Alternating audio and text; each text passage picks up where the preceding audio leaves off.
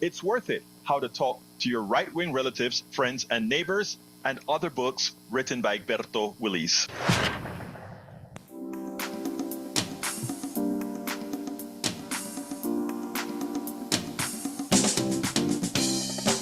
Welcome to Politics Done Right. My name is Egberto Willis, your host. Good morning, Houston. Good morning, Harris County. Good morning to the great state of Texas. Good morning to the United States. And good morning to the world receiving our signals via the magic of El Internet, created by we the people, owned by, or should be owned by we the people, but now controlled by the mega corporations. Something we have to get back. But before and without further ado, let's go to the studio where our resident geniuses are present. Howard Reynolds, Jack Van Bever, and Mayana. Buenos dias, mi gente. Buenos dias. Good morning, Egberto. How are you? I am doing fine after having a crazy internet crack up. I think we got it partially working. How you doing, brother? I'm good, sir. I don't really have a rant this morning. I have a little incident that happened this weekend, though. I wanted to talk about a little bit Let's this hear morning, it, brother. Let's hear it. and it happened that a death occurred. A friend of mine, his boy, was killed by a Uber driver. Uh, Oh, he did lunge at the Uber driver, and the Uber driver shot him twice in the chest. oh my God. And it was just an awful thing. And I'm sitting here thinking, I would rather take an ass whipping than kill somebody. I can live from a butt kicking. I mean, I can recover from that. Two shots you don't recover from. And I'm just thinking about the world, the crazy world that these people's lives have been set into right now, having to deal with this, the grief, and I imagine that driver's feeling pretty bad about things too. Yeah, So yeah. First of all, please accept my most sincere condolences for the loss of your friend. But it's we my live. friend's son. It's my friend's son that got. He was 29. So Ouch. Jack, we live in this world just filled with guns, and not only filled with guns, but also people having severe financial problems that lead. What you find out that most of the times when you have crime or any of these issues, it always breaks down to a financial component. And a financial yes, component always breaks down to your political system, your political issues. We are a rich country, and the crime rate in this country, based on its wealth, is pathetic, and it all has to do with what we have. It's hard to say, but it is one of those truths. Anything yes. else, my brother? No, sir. That's. I was just thinking about that more this morning. That for me, I think I would rather take a butt kicking than kill somebody. That's exactly right. I mean, it doesn't matter what anybody says. When you take another life and you start to reflect, you can't help but, wonder, unless you have no soul. And I don't know too many people without souls. So, And it's all these guns that have been placed in people's hands. It's the open carry. That open carry is just, this mhm. this is a product of that. Yeah. And I tell you, I am waiting for the first incident of these thugs that are out there arresting undocumented workers. Actually, they are also arresting uh, American citizens, just that look like they may be undocumented. I'm waiting for them to try to arrest me when they hear my accent. Who knows? But it is amazing because I am waiting for one of this to happen with these when these unmarked guys come and try to get you off the street. Somebody's going to do exactly that, but we'll see. But anyway, anything else, my brother? No, no, that's good. All right, let's get busy, folks. I can hear the pain in the voice, brother. I can hear the pain in the voice. But before we get started, it looked like we already have a call. So what I'm going to do is I have a lot to talk about, some very important issues to talk about. But since somebody decided to call this early in the morning, right as soon as we started, let's go to Richard. Richard, come on in. Good morning, Egberto. Thank you. Good Yeah, morning, well, brother. Talk to me. before I get started on why I call, let me touch on what y'all are talking about. Good old Dan and Patrick, let's criminalize something that if you smoke it or take it, it's going to make you mellow and peaceful. Let's criminalize that, but let's make all guns legal. Yeah, way to go, Wow. Dan. You know something? That's a very smart statement, and I hope people understand what the hell you're talking about because you're talking about THC, how Dan Patrick tried like hell to make it illegal, put 50,000 people out of work, take away veterans' only peace of mind, etc. Continue, brother. Yeah, but at the same time, you're going to make guns legal for 18-year-olds, machine guns where you can go in and buy them. I mean, how much sense does this make, Dan? You're an idiot. You're a bona fide 21 karat card carrying idiot. But no, the reason I called, I sent you what you asked me to send you. I was just wondering if you got it, and I was able to read it about Minnie Fisher Cunningham, my great great aunt. Yes, I did receive it, and I replied to it saying that I want to get to it and do and actually I want to interview you about your aunt. I just, again, with all the news that's been happening, I hadn't been able to centralize on that yet. But I did get it, and I did respond to the emails, and stating exactly that I want to talk to you. Let us bring her to the forefront when we get some time to do that. Yeah, because it's a lot of read. In fact, I have a book that I'll turn you on to. It's about her.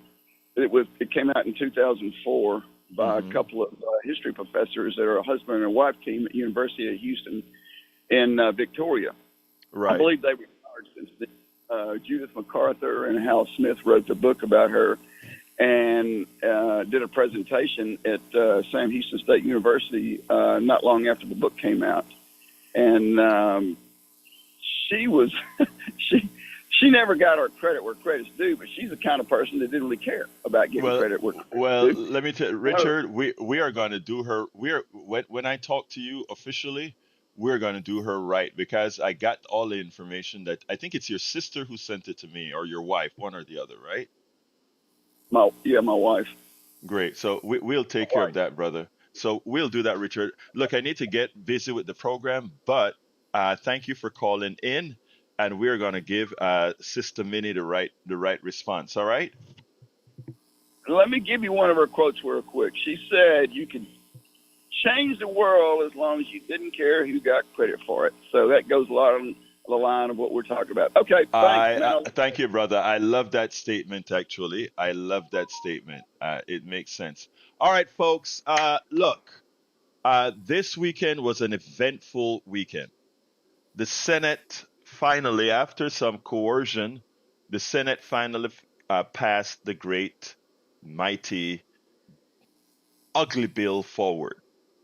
And there was a dissension that is worth noting. And I am going to play I'm going to play his entire floor speech. It was short enough, but I also cut some spaces out of it. But it is something you all should listen to. Let me make sure that I have it queued up here. I think I do. And then we have a lot to talk about after you listen to this because we talk a lot about how bad this beautiful, big, beautiful bill is. But many a times folks think, well, you are a lefty. That's just the reason you don't like the bill, which it has that couldn't be further from the truth. But that said, uh, you need to listen to this. Let's go ahead and do that, and then we'll take it on the other side. Let's make sure I got it queued up. Republican Senator Thom Tillis is one of the two senators who voted against proceeding with the destructive, uh, big, ugly bill this weekend. And in the process, Donald Trump excoriated him, told him that he was going to get him primaried, And he simply destroyed the guy because the guy wanted some answer. Thom Tillis is no progressive. He's no liberal. He believes in cutting Medicaid in a responsible way, what he thinks is a responsible way. But what he understands is what Donald Trump did was actually a traitorous thing against the American people with regards to their health care. And he acknowledges this. So what I want to do is play for you his speech in full. I chopped it up to get out all the spaces to compress it as best as possible, but you need to listen to this speech. This is an honorable guy, even if you don't agree with his conservative policies. Listen to this and then Mr. President. The senator from North Carolina. Thank you, Mr. President. Mr. President, I come today to explain my vote yesterday for voting against the motion to proceed on this bill. Mr. President, I spent most of my career in management consulting, managing large, complex enterprise projects, multi-year, thousands of hours, a lot of complexity that take people, process, and technology to make it work. I learned a lot in that career. And I was able to go to the legislature and take that mindset as a member of the minority for 2 terms. And then we got a majority in 2010. And I found myself being the Speaker of the House. And Mr. President, we were in the middle of the financial crisis. When I got sworn in January of 2011, North Carolina had a $2 billion shortfall on a $20 billion general revenue fund. And I had 6 months to balance that budget. Well, Mr. President, we did something that had not been done in North Carolina. We took the time to understand every aspect and every dollar that was being spent in government. We determined how to cut government in a way that was sustainable. We cut 12% from the university system budget, not the rate of growth, but the actual spending. And I had some people say that it was going to be disruptive and the University of North Carolina would never be the same again. But Mr. President, we did it in a way that was instructed by the operations of the university system. And we did it in a way in concert with the chancellors. And you know what happened, Mr. President? We actually balanced the budget. We did do those cuts. And the last time I checked, the North Carolina university system is still considered one of the greatest systems in the United States of America. Why do I use that example? Because the Medicaid proposal in this bill bears no resemblance to that kind of discipline and due diligence. It has no insights into how these provider tax cuts are going to be absorbed without harming people on Medicare. And even worse, most of my colleagues do not even understand on either side of the aisle the interplay of state-directed payments and the devastating consequences of the funding flows that are going to be before us. Mr. President, here's how I figured out the impact in North Carolina. I used to be Speaker of the House, and I like the Speaker and have good relationship with the Speaker and the President pro tem, so I called them up. And I had my staff ask them if they would do an economic impact assessment on what this proposed bill would do to the Medicaid program in North Carolina. But I didn't want just the view of the Republican partisan staff that reports to the Speaker and the President pro tem on how they're going to absorb this bill. I decided to go to Josh Stein, the governor, and I went to his Democrat staff for Medicaid. I asked them to prepare an estimate into Josh Stein, the governor, and I went to his Democrat staff for Medicaid. I asked them to prepare an estimate in negotiation. I asked 3 different independent groups, a partisan Democrat group, a partisan Republican group of experts,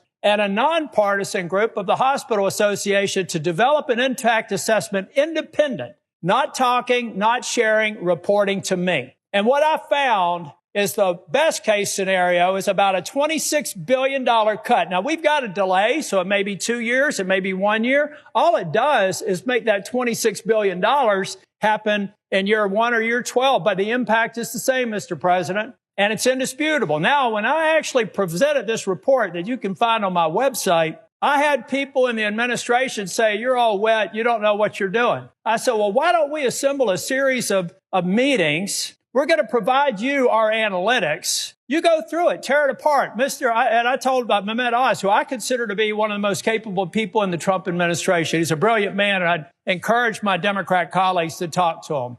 He knows his stuff, and he's very focused on getting efficiencies out of CMS. So we had 3 different conference calls with CMS, with Oz on the phone and on the video, and me on the video. And I said this, guys, I would love nothing more than you to prove me wrong. I would love nothing more for you to tell me it's not 26 billion or 30 billion, that it's 2.6 billion or 2 billion or 200 million. But after 3 different attempts for them to discredit our estimates, the day before yesterday, they admitted that we were right, that between the state-directed payments and the cuts scheduled in this bill, there's a reduction of state-directed payments. And then there's the reduction of the provider tax. They can't find a hole in my estimate. So what they told me is that, yeah, it's rough, but North Carolina's used the system. They're going to have to make it work. All right. So what do I tell 663,000 people in 2 years or 3 years when President Trump breaks his promise by pushing them off of Medicaid because the funding's not there anymore, guys? When the White House is advising the president are not telling him that the effect of this bill is to break a promise. And you know, the last time I saw a promise broken around health care, with respect to my friends on the other side of the aisle, it's when somebody said, if you like your health care, you can keep it. If you like your doctor, you can keep it. We found out that wasn't true. That made me the second Republican Speaker of the House since the Civil War, ladies and gentlemen, because we betrayed the promise to the American people. 2 years later, 3 years later, it actually made me a U.S. Senator because in 2010, it had just been proposed. And just anticipation of what was going to happen was enough to have a sea change election that swept Republicans into the majority for the second time in 100 years. Now, Republicans are about to make a mistake on health care and betraying a promise. It is inescapable that this bill in its current form will betray the very promise that Donald J. Trump made in the Oval Office or in the cabinet room when I was there with finance, where he said we can go after waste, fraud, and abuse on any programs. Now, those amateurs that are advising him, not Dr. Oz, I'm talking about White House healthcare experts, refuse to tell him that those instructions that were to eliminate waste, fraud, and abuse all of a sudden eliminates a government program that's called the provider tax. We have morphed a legal construct that admittedly has been abused and should be eliminated into waste, fraud, and abuse. Money laundering. Read the code. Look at how long it's been there. I was Speaker of the House. I refused to do it. When I left North Carolina, I said, we're not going to do a provider tax. I left it at 2.5%. Now it's a mistake on the part of the leadership. And frankly, I know my friends are probably going to think I'm a little bit crazy here, but I actually passed a law that made it illegal to expand Medicaid. Why did I do that? Because I was convinced someday we would be here. And I would have rather found a way to get more people on Medicaid at the standard FMAP than having this 90-10 match and watching it disappear and taking away desperately needed health care. So, Mr. President, over the course of the evening, I may look for an opportunity to speak again, but I'm telling the president that you have been misinformed. You supporting the Senate mark will hurt people who are eligible and qualified for Medicaid. I love the work requirement. I love the other reforms in this bill. They are necessary, and I appreciate the leadership of the House for putting it in there. In fact, I like the work of the House so much that I wouldn't be having to do this speech if we simply started with the House mark. I've talked with my colleagues in North Carolina. I know that we can do that. And I believe that we can make sure that we do not break the promise of Donald J. Trump that he's made to the people who are on Medicaid today, Mr. President. But what we're doing, because we've got a view on an artificial deadline on July 4th, that means nothing but another date and time. We could take the time to get this right if we lay down the House mark of the Medicaid bill and fix it. And I know that my friend and colleague from New Hampshire, I jumped in front of her, so I'm only going to take another minute or two. But Mr. President, we owe it to the states to do the work to understand how these proposals affect them. How hard is that? I did it. How hard is it? How hard is it to sit down and ask the Medicaid office, ask the legislative staff, ask the Independent Hospital Association what the impact is? If there's no negative impact, what's wrong with daylight? What's wrong with actually understanding what this bill does? Mr. President, I know what it does because I spent a career implementing complex systems, and then I had the privilege of being Speaker of the House, and I implemented them in a government setting. And since I've been here, I've focused on bills and watched their implementation from the cradle until they're fully implemented. Mr. President, we owe it to the American people, and I owe it to the people of North Carolina to withhold my affirmative vote until it's demonstrated to me that we've done our homework. We're going to make sure that we fulfill the promise, and then I can feel good about a bill that I'm willing to vote for. But until that time, I will be withholding my vote. Thank you, Mr. President. Now, because he stood up for a truth, he decided not to run. He won't quite say it that way, but he understood that the waves of air was against him. The headwinds was too much because Donald Trump is going to let him pay for not allowing Donald Trump to betray the people, to break a promise to the people about Medicare, Medicaid not being cut. He admits it. He confessed the bill cuts Medicaid, and it will hurt his 600,000 plus North Carolinians if it is allowed to occur. And he decided he is going to lose his job because he won't do that to his constituents. Amazing. Now, I want to point out something, because Republicans do this all of the times, right? Because remember, I've always stated conservative policies don't help in the aggregate. They harm people. I want you to listen to something that the brother said. First of all, here's the deal. He came and he told the truth. The bill, this big, beautiful bill, will cut Medicaid profusely.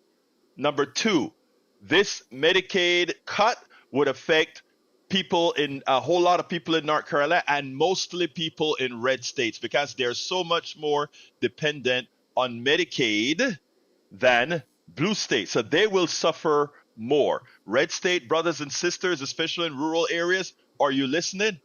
It'll cut the hospitals. That's a statement of fact. Even with the $25 billion that they addedly, purportedly, to mitigate some closures, it will not cover the vast majority of the 300 or so rural hospitals around the country that will close. That's another statement of fact. Now, he talks about when he was the speaker in North Carolina, that he understood that this day was coming.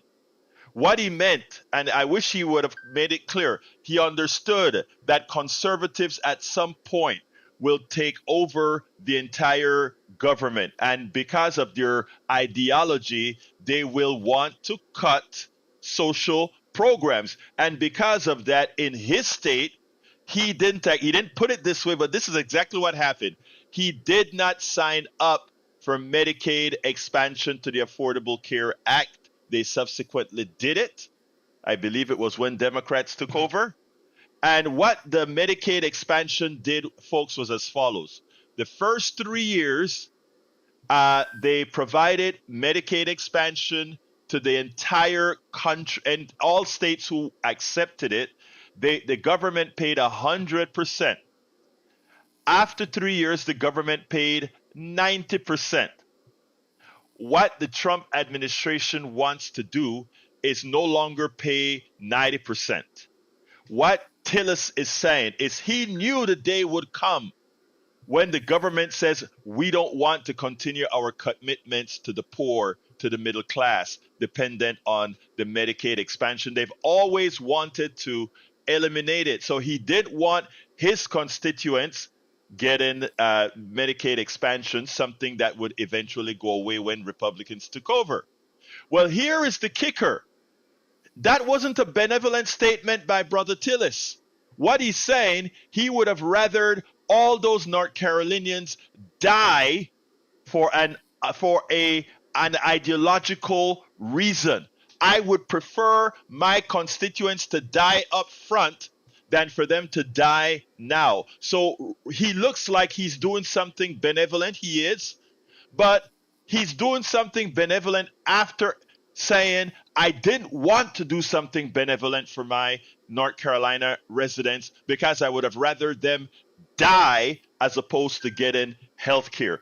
You have to read between the lines and understand what they're saying. He also tries to compare what Donald Trump is doing by cutting Medicaid today with what the Obamacare came out with when they said if you want your doctor, if you have your doctor, you can keep it. That statement was true for the vast majority of people. However, if you went on to Obamacare via a private sector plan that had these requirements that they selected your doctor, it's the private sector who imposed that limit on you, not the government. The government did tell them to write a plan that says you can only use these doctors. So it was comparing apples and oranges, and he, even as he's doing the right thing by denying that, by not supporting that bill, he is misleading you, trying to make it an argument similar to what Democrats did with Obamacare. It doesn't compute. And in as much as I praise him for doing this, I will not allow him to get away with lying to you about what the you can keep your doctor thing really meant. It's look, this is some evil stuff going on right now in our country, and the people that are going to suffer are lower middle class and poor people. That's what they're doing to you, and everything in this bill is towards the wealthy. I want to give one important example because when we speak, a lot of times we speak in generalities, right? I want to give you a specific how they use this bill, not only for their ideology, but also to use their ideology to further enrich rich people. And those of you that are listening, I need you to listen to this in detail. By the way, welcome Lisa Blair from I think Atlanta, Georgia, and we have Joe from Los Angeles, California. Welcome aboard as well, Carolyn Olson, Lisa Bentley, Laura, It's Never Happening, Suzette Jensen, Charlene Sparrow, and all of you, Marilu, Joan, Andrews, Forland, Kevin Randolph, Grace Garfinkel, Melissa Cook, Sabrina. If I didn't mention you, maybe because it didn't come up on the screen. But thank you so kindly for being here.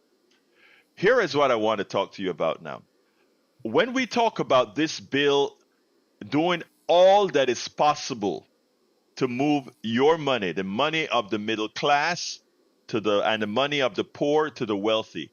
But it does it in some very calculated and devious manners. I want to give you one example.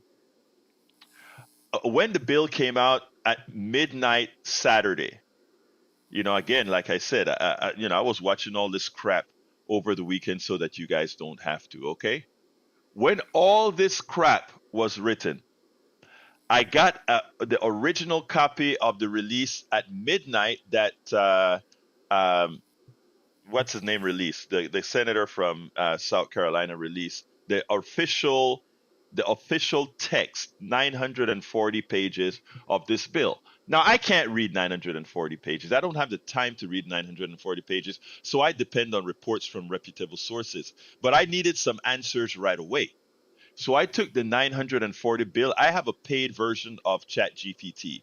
So I ran that PDF through ChatGPT, and I asked ChatGPT to tell me what it says about vouchers, what it says about credits and so forth for voucher schools, because I had heard through the grapevine that they were doing some sort of magical thing with vouchers and schools. And here is a devious thing that they did. The one big beautiful bill includes a new federal tax credit that allows donors, parents or not, whether you're a parent or not, to make contributions to scholarship granting organizations known as SGOs that support private and religious school vouchers. The provision is structured as a dollar for dollar credit. capped at either $5 billion per year in the House version or $4 billion per year in the Senate version. And this kind of stuff is scattered all over the bill. And here's what it does, people. Let's say I bought a stock for $100. If I bought a stock for $100, and let's say over time that stock appreciated to $1,100, my capital gains on that stock is $1,000. If I have 1,000 of that stocks, my capital gains is $1 million. And that's what we're talking about here. So let me tell you what this statement does. Let's say I take that stock and I sell it. I would owe, let's say I have 1,000 shares of that stock. So I have $1 million gain. Let's say I sold that stock for that $1,100 each, which gives me $1.1 million. My tax on that should be $238,000, somewhere around there, the capital gains tax. Well, guess what, guys? If I take that $1 million and donate it to an SGO, a scholarship granting organization for a Christian school or a religious school that give vouchers, I simply take off, I give that to the school. I gave the school $1.1 million, right? I can now, instead of paying the tax on that $1.1 million of $238,000, I go to the United States government and said, I donated $1.1 million to that school. My tax credit, not a deduction, a tax credit. I get a tax credit of $1.1 million. So I give the school $1.1 million, and the government gives me back in my tax credit, because I'm rich now, it gives me back $1.1 million. And all I need to do is I can go buy back that stock at $1 million. It looks like I gave a donation to the schools, but guess what? The government gave me all the money back that I donated to the school. The school gets $1.1 million. And here's the kicker.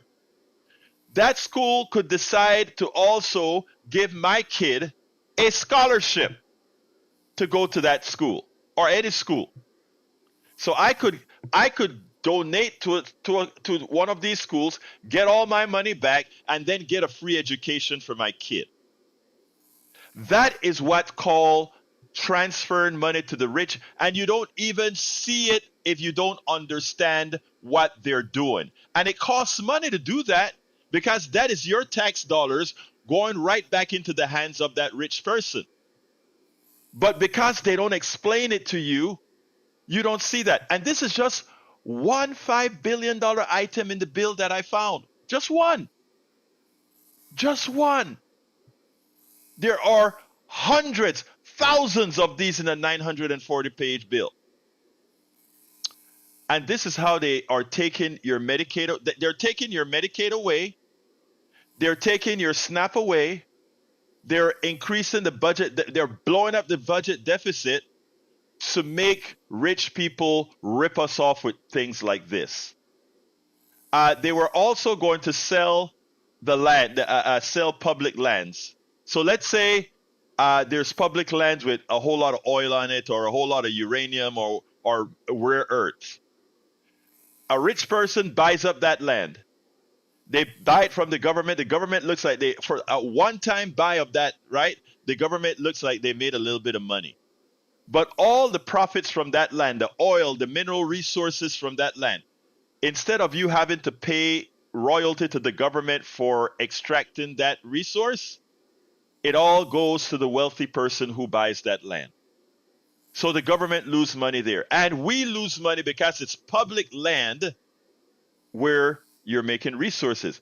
Well, apparently, one of the Republican senators balked at that so badly that it seems, according to the Washington Post, they removed that particular provision from the bill.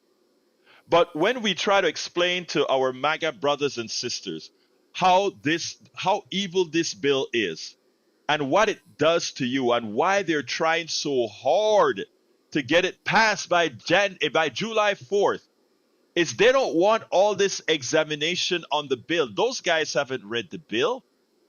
They don't want this bill to be examined to understand that you got conned. You got hoodwinked. Whoever passes this bill, they are voted against their constituents' interests. And when you see look, like I said, I'm not a Tillis fan. I'm not a Tillis fan.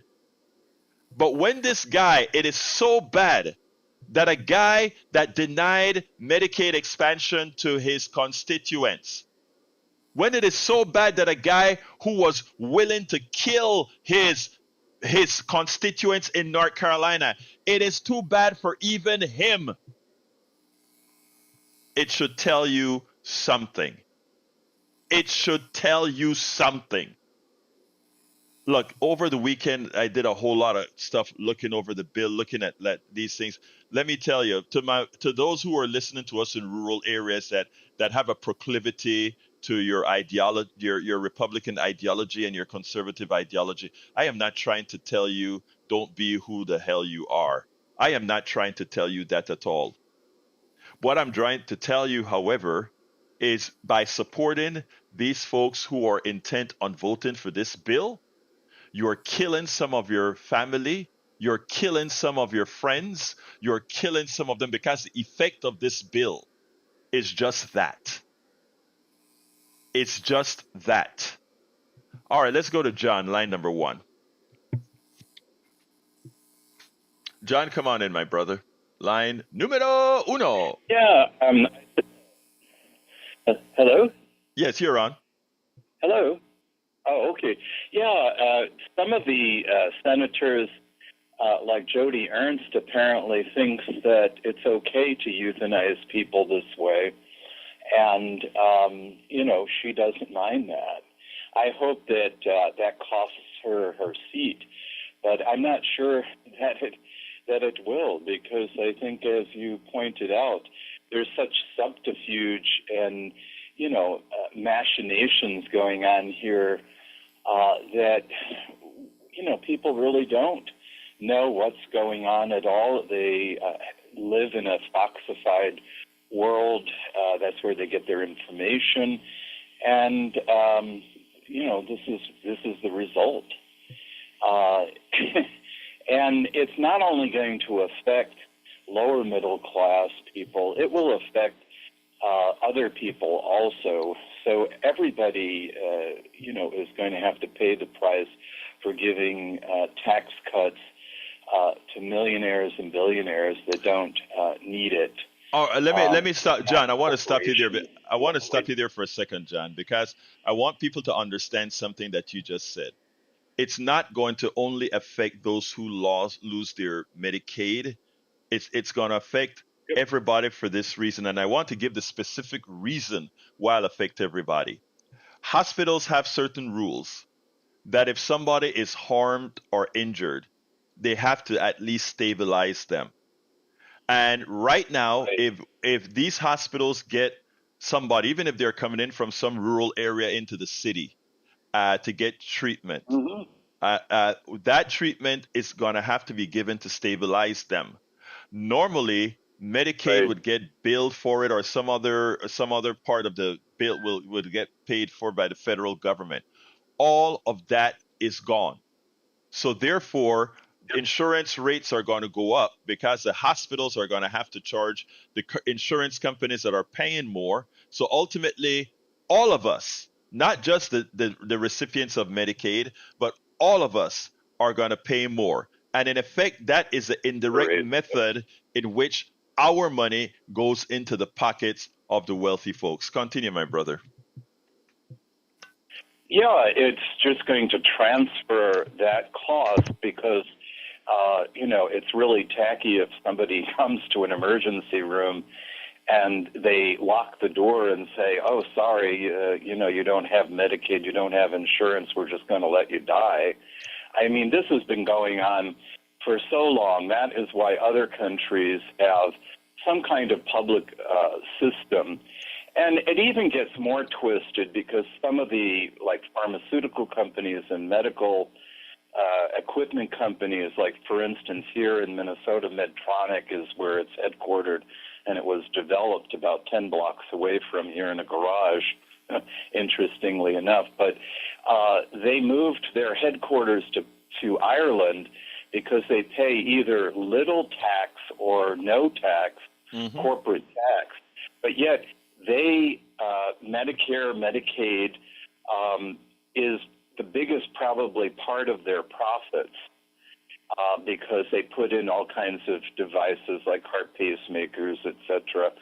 And you know, it's just it's a terrible situation, but this is what has happened since Citizens United, and just the fact that there's so many lobbyists writing up these bills and making them so difficult that you almost have to be a lawyer to understand, and our representatives are not making it clear as to what is at stake, or at least, it's not only them, my brother. It's not only them, because again, I gave you a perfect example about how the fancy way or the evil way in which another way that they can take our tax dollars using the voucher system and the school system and a donation from a rich person.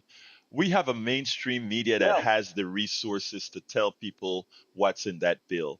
And instead, they're only talking about, oh, Medicaid is getting cut, and they talk the top line. So I have Cheryl Elkins who says in the chat, or no, it's never happening in the chat, who says they have a Republican friend who said they're tired of giving away things for free. And that's a narrative that's allowed to be heard. But the narrative isn't about giving away things for free. The things is about, one, being humane, and two, making the system work. But if you frame it as giving away something for free, nobody gets anything for free in this country. Even if you're on food stamps, you're actually partaking within the economy. So, I mean, it's a lie. But, John, I got to go to Jimmy. So give me a quick wrap up. Oh, yeah, I mean, absolutely. All of the things that these people own have been created by all of us. Exactly. Contribution from the state, I mean, private foundations and the military, etc. And then they corner the market on that, and they own it. But it was all made by all of us. All of us have contributed. Thank you, John. Got to go. Let's go to Brother Jimmy. That senator gave a powerful speech, and I hope they send it in the House, make some reforms on that bill before they pass it out. Thank you for putting it on the air. Over the weekend, I read about Ukraine, how McDonald's is thriving in Ukraine. They have over 100 stores in Ukraine. They're going to build 10 more this year. People love McDonald's over there, and they'll line up at night when a new store is opening up because they love the taste of the food. I was amazed that that's going on in the middle of a war, and McDonald's had shut down all their stores in Russia. Yeah. And about the new candidate for mayor in New York City, Ma'am Dammy, I believe it is. Yeah, Ma'am Dammy. Free health care, free child care, free bus rides, and so forth. And so he wants to bring down the cost of living, so he's doing some good things there. Yes, he is. And this is also Gay Pride weekend. There was a Gay Pride parade here in Houston, and I remember some years ago I walked in the Gay Pride parade. There was a group of bigots on the side of the road saying, "God hates fags, God hates fags." I looked at them and I said, "There is no God." They looked stunned when I said that. Well, look, if there's a God, God loves everybody. So that's what I say all of the time. But thank you, Jimmy. Anything else you need to add real quickly? Yeah, I read where there's 400,000 factory jobs open in the U.S. right now. People who are looking for a job, they might want to go to work in a factory. And also this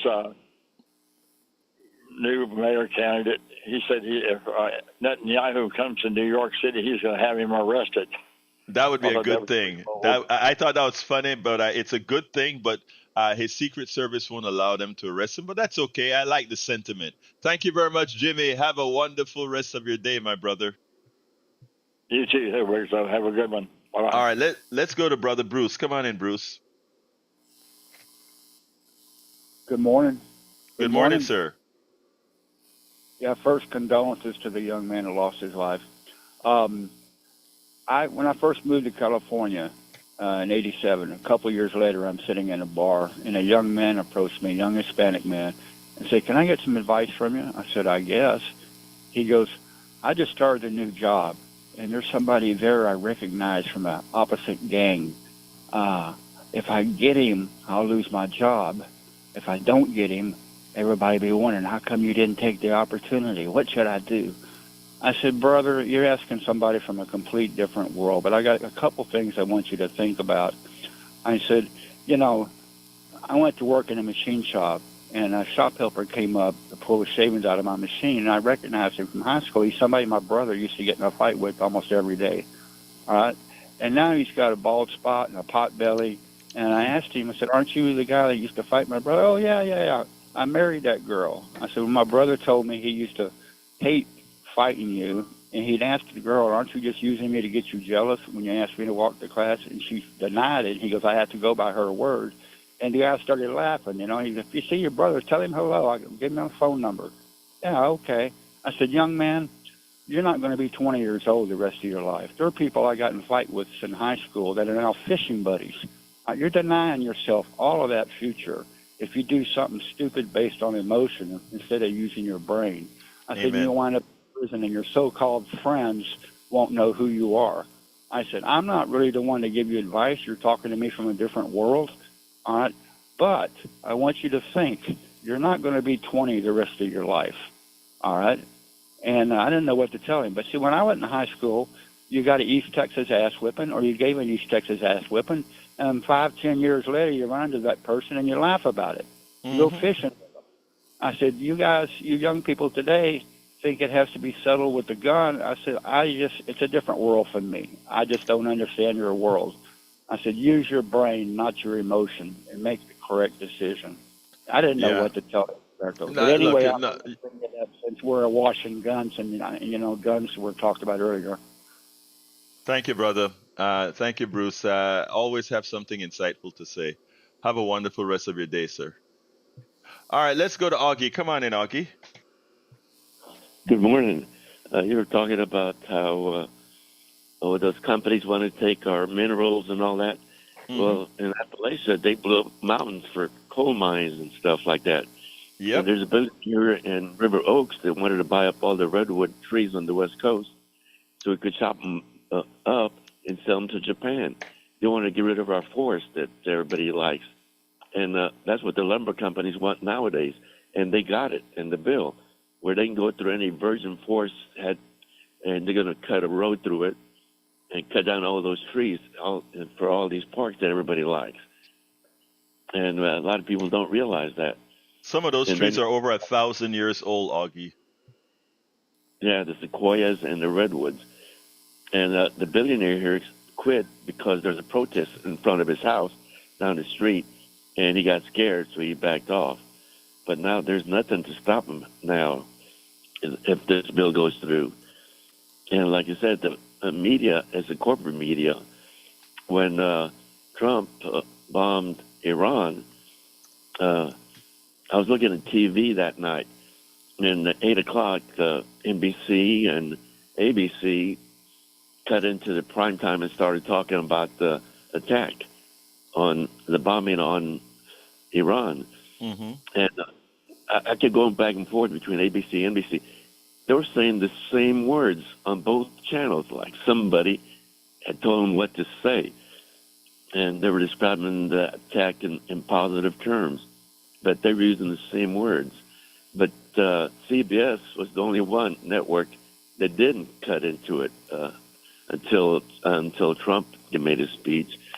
And that tells you something about the media. It's bought by the corporations, too. So the information you get nowadays, you're not getting the whole truth.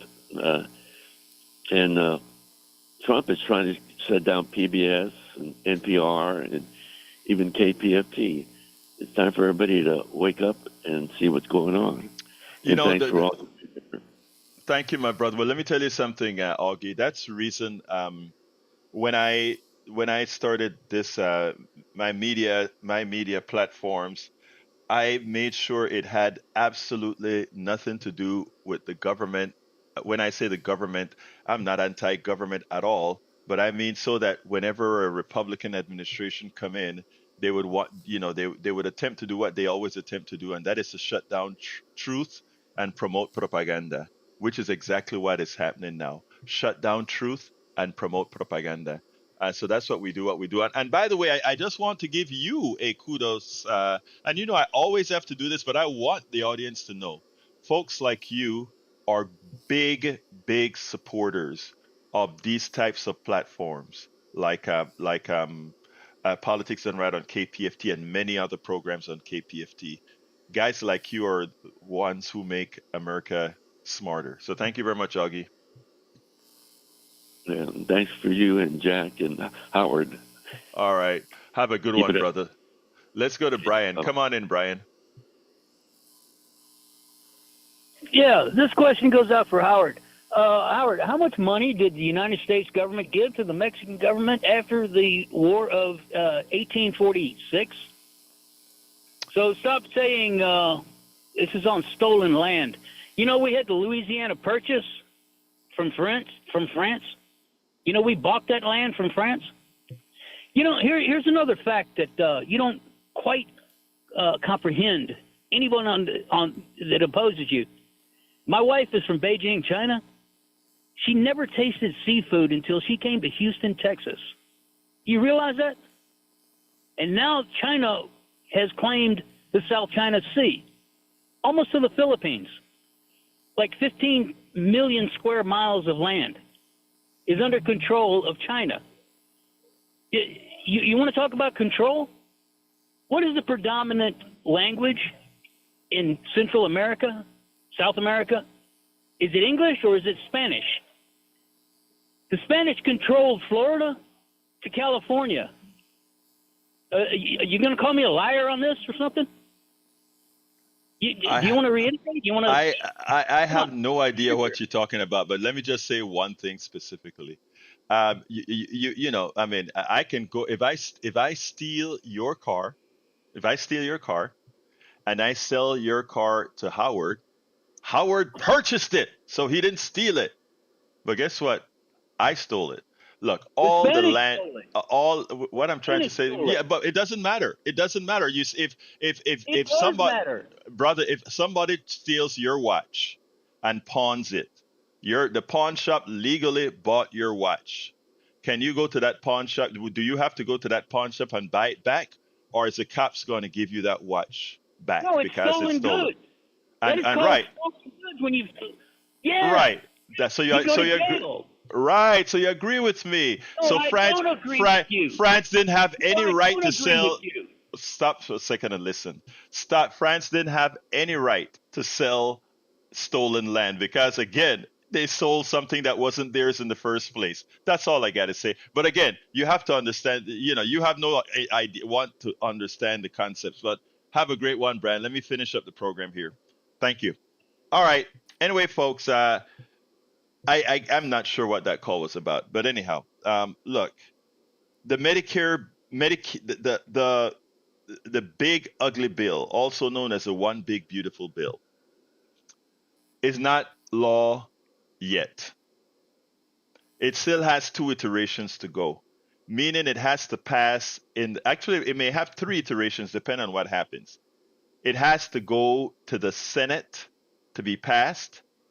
Then it has to go to some sort of a reconciliation board to put the Senate and the House version together. And then the House has to pass it. And if the House doesn't pass the Senate bill as is, it then has to go back to the Senate. While time is short because they're rushing things, we have time to make a difference. You have time to make a difference. You have time for rural folks, for MAGA folks, for Republicans who will never listen to politics done right. but is your mother, your father, your brother, your cousin, your whatever, that you have some sort of influence on, in a civil manner, in a respectful manner, try to explain the realities to them so that we don't have to live through the pains of what this would mean after it occurs. Because even if they do this and we have to come back in 2026, win and start changing it back in 2027, it's very easy to bring down something. It's very easy to destroy something. It is very hard to build it back up. And in the process of building back up, you may actually lose your mother, your father, your brother, your daughter, and all of those that would have suffered the consequences of the evil emanating from this bill. So it is high time for us to get responsible. Welcome aboard, Eric Hayes, Billy Irwin. It is high time for us to get in the game. We must get in the game. It is and I hate to put it in these terms, for the survival of many of us, not the survival of most of us, for the survival of many of us. Because what's going on now is the sheer instantiation of evil. Studio, come on in, my brothers and sisters. Yeah, Egberto. One thing I've got is, when you fire that gun, there's consequences that come after it. All these, free open carry guns come with a great deal of just bad stuff. So people just think before you take a life. That's all I got. Mayana, you have anything? Yeah, I'm just grateful for this episode. It was really eye-opening, and it helped with a lot of things that I didn't know about, even though I disagree with the bill. So thank you so much. Thank you so kindly, Mayana. Look, folks, I got to get out of here. Jackie's going to kick me out. So look, the rest of the program, a lot of stuff that I wasn't able to get to today is at politicsdoneright.com/newsletter. politicsdoneright.com/newsletter. You can email me directly at kpft@politicsdoneright.com. kpft@politicsdoneright.com. Love you all. My name is Egberto Willis. This is Politics Done Right. And you guys know how I end this baby. I am what? Out.